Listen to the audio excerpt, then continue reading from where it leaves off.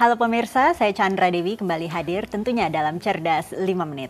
Pagi ini kita akan berbincang seputar tips merencanakan umroh. Di studio Metro Manulife, saya telah ditemani oleh Ibu Yeti Rohyatini, Vice President and Head of Syariah Unit dari PT Asuransi Jiwa Manulife Indonesia. Selamat pagi, Assalamualaikum Bu Yeti. Waalaikumsalam warahmatullahi wabarakatuh, Mbak Andra. Bu Yeti, ini kalau kita berbicara mengenai salah satu cara untuk mengisi masa libur, ini biasanya beramai-ramai sekeluarga ini beribadah umroh. Nah, kiranya apa saja sih yang mesti kita persiapkan untuk merencanakan ibadah umroh maupun ibadah haji, Bu?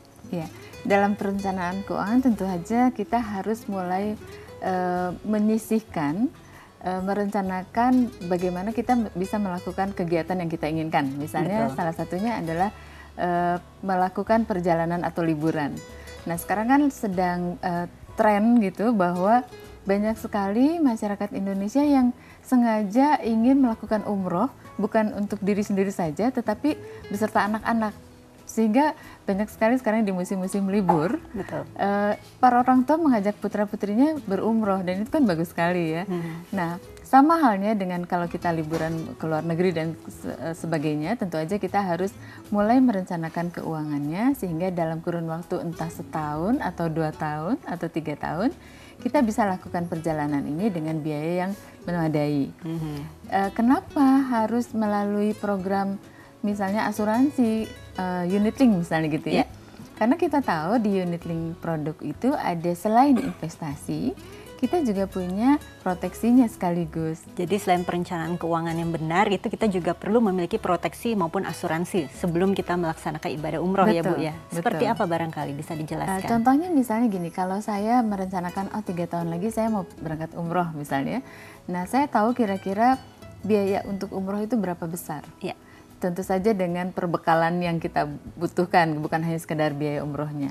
Nah, kita mulai bisa menyisihkan berapa setiap bulan kita harus sisihkan. Katakanlah sehingga nanti di akhir tahun yang kita sudah rencanakan itu kita memiliki dana yang cukup. Oh, jadi ini berarti ada proteksinya juga. Betul. Di asuransi ibadah umroh ini ya Bu. Betul. Ya, proteksinya biasanya seperti apa Ibu? Ya, kalau misalnya yang dasarnya saja tentu hanya life-nya yang di cover, hanya jiwanya saja.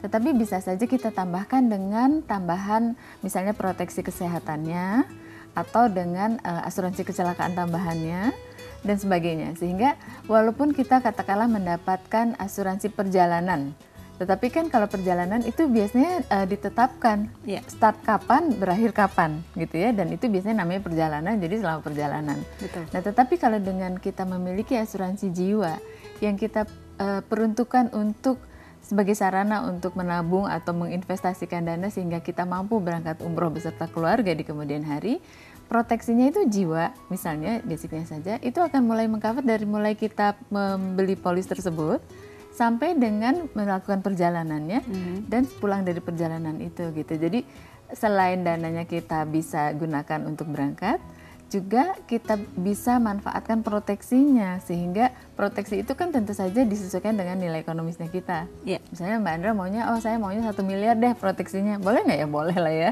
Nah, sehingga kalau terjadi sesuatu risiko, maka kita sudah mendapatkan biaya pertanggungan sebesar 1 miliar tadi ketika mulai start kita menabung atau memiliki polis sampai dengan kembali dari perjalanan tersebut. Oke, tapi secara garis besar rata-rata nih Bu yang ditawarkan oleh perusahaan asuransi, kiranya berapa sih besar premi maupun nilai pertanggungannya? Kembali tergantung dari apa keinginan kita atau kebutuhannya kita. Misalnya untuk umroh mungkin cukup saja dengan 50 juta misalnya gitu ya, untuk leluasanya ya. Nah, tetapi bisa saja kita persiapkan lebih dari 50 juta. Uang pertanggungannya perlu 50 juta enggak? Kembali lagi, apakah kita sudah punya sebelumnya proteksinya? Kalau belum, lebih baik lebih dari situ gitu, sehingga itu kan akan melindungi kita dari loss finansial kalau terjadi risiko tadi.